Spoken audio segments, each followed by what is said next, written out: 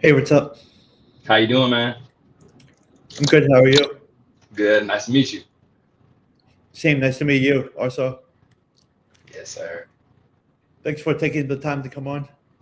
Yeah, no worries. Thank you for having me. Yep. Welcome to episode 188 of the Blitzstick. I am here with 2026 NFL draft prospect Roland Hazard Jr. from Campbellsville University, and I'm excited to have him on to talk about his story of how he got to where he is today and more. So, welcome. Yes, thank you for having me. I'm appreciative to be here. How did your recruiting process start?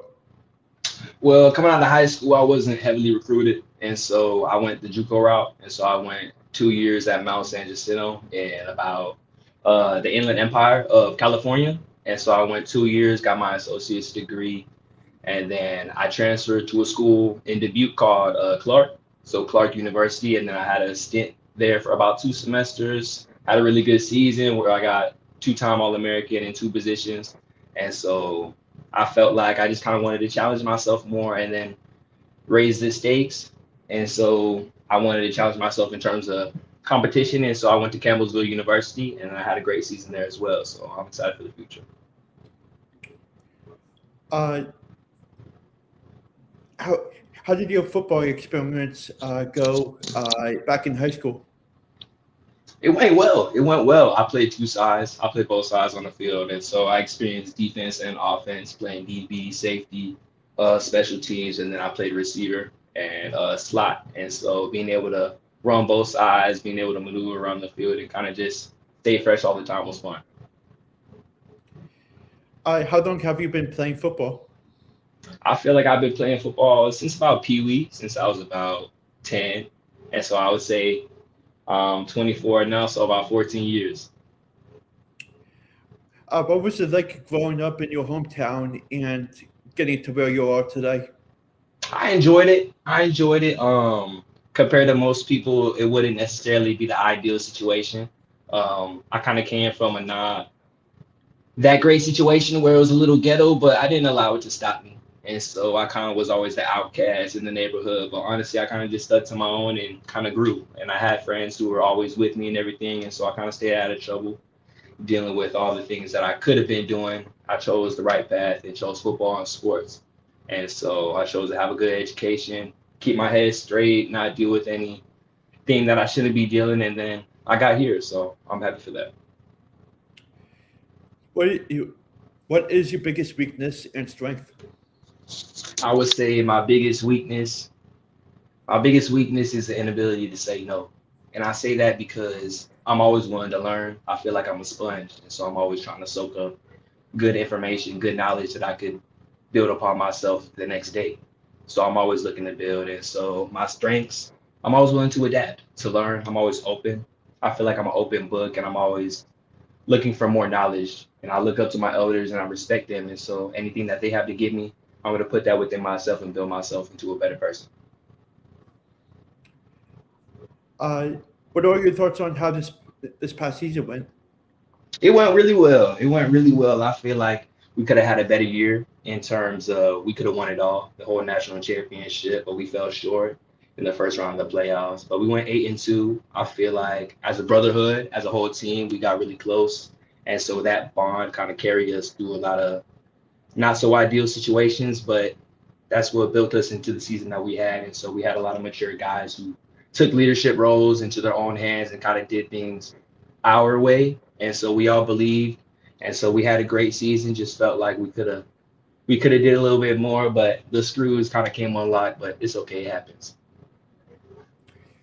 Did you have any other experience in playing any other sports in high school? Yeah, I played football. I mean, of course I played football, but I played basketball. I ran track and field. I did a little bit of tennis.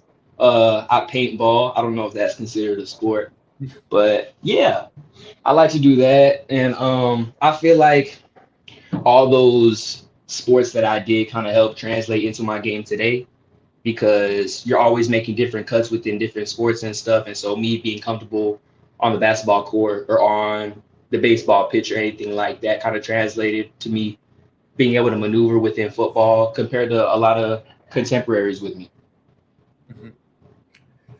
Uh, how did you finalize your decision to attend Campbellsville?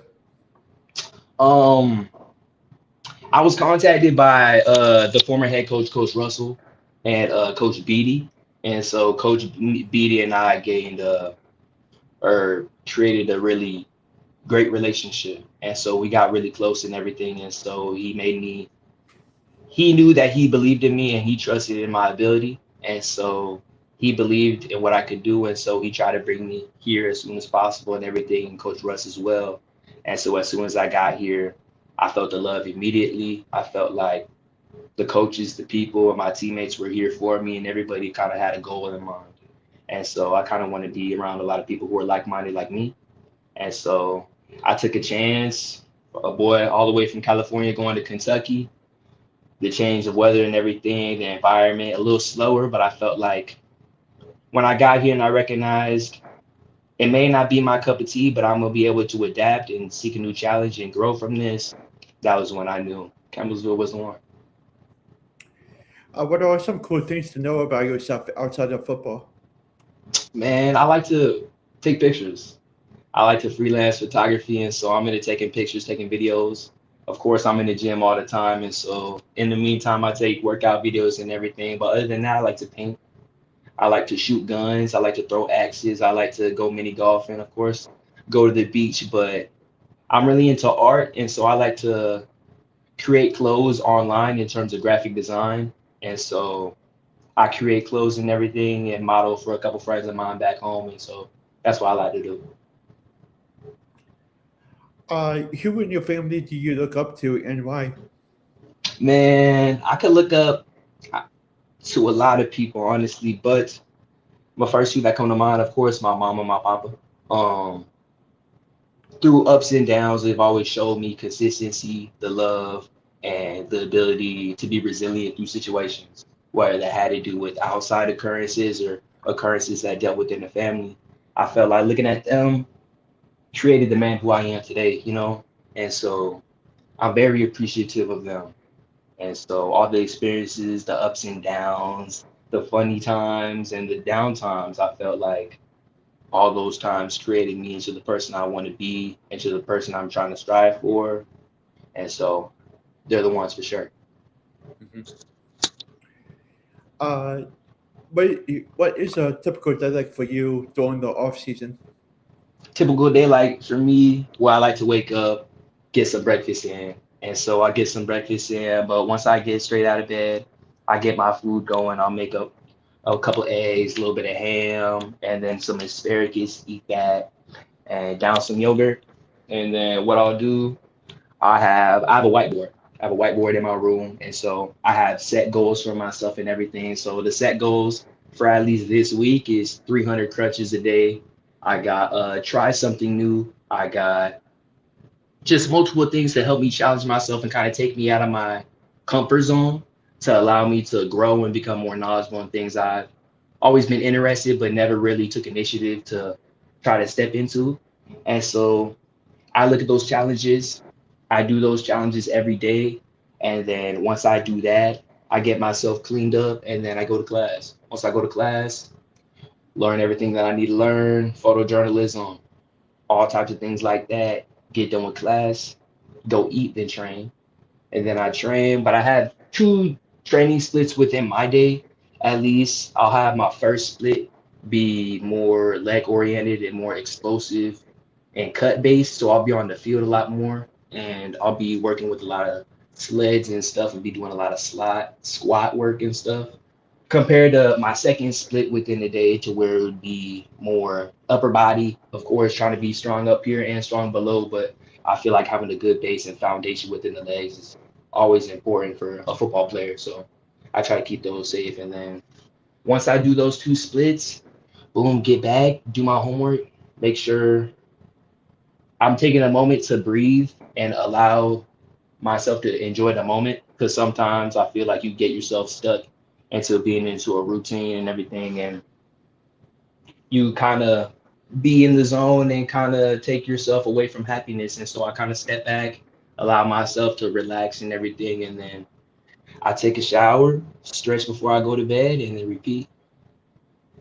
And then, of course, I make sure I talk to all my friends and everything, and of course, my family and so. Other than that, but yeah, What current or former NFL player do you compare your game to? I like. I would say since it's relevant right now, JSN, Stephon Diggs, both at the top of their game right now. But I watch a lot of course, JSN, Stephon Diggs, a lot of Parker Washington right now, a lot of Jamar Chase. I watch a lot of Anquan Bolden, Steve Smith. Um, just a lot of aspects to their game that I like to put into mind. Oh, one more Jarvis Landry, of course. I would just like the way he plays. Strong, aggressive, but at the same time still has a little bit of finesse to him. So I would like to describe myself as a deceptive route runner. So I watch a lot of Calvin Ridley as well. And so I know there's a lot of names coming at you and everything, but they've helped me become the receiver I am today. And so I would be wrong not to mention them. Hmm. What makes you a unique player on the football field? I feel like I said, I feel like I'm a deceptive salesman on the field. I feel like I'm a quiet assassin. I'm not really a talker. I like to make sure my IQ and everything and my chemistry with my quarterback is good. And so I like to do a lot of the dirty work, if that makes sense. And so handling all blocks with the linebackers, DBs if need be, for my slots to get open. I'll do that to allow the flow of the game to naturally happen. And then me and my quarterback will lock in. Say we recognize a matchup. Okay, cool. He's playing press or he's going to blitz. Signal what we need to do. Okay, cool. Do we need to hit this? Okay, they're playing zone. Do we need to hit the honey hole? Things like that. I make sure I'm doing what I need to do as a player, not only for my OC, my team, and my quarterback, but that enables trust within them to separate us outside of practice, get closer together, and then when times come, when certain situations happen, we recognize those and we succeed. Hmm. What has been your favorite football memory so far? I feel like just recently I was invited to a national scouting combine in Naples, Florida.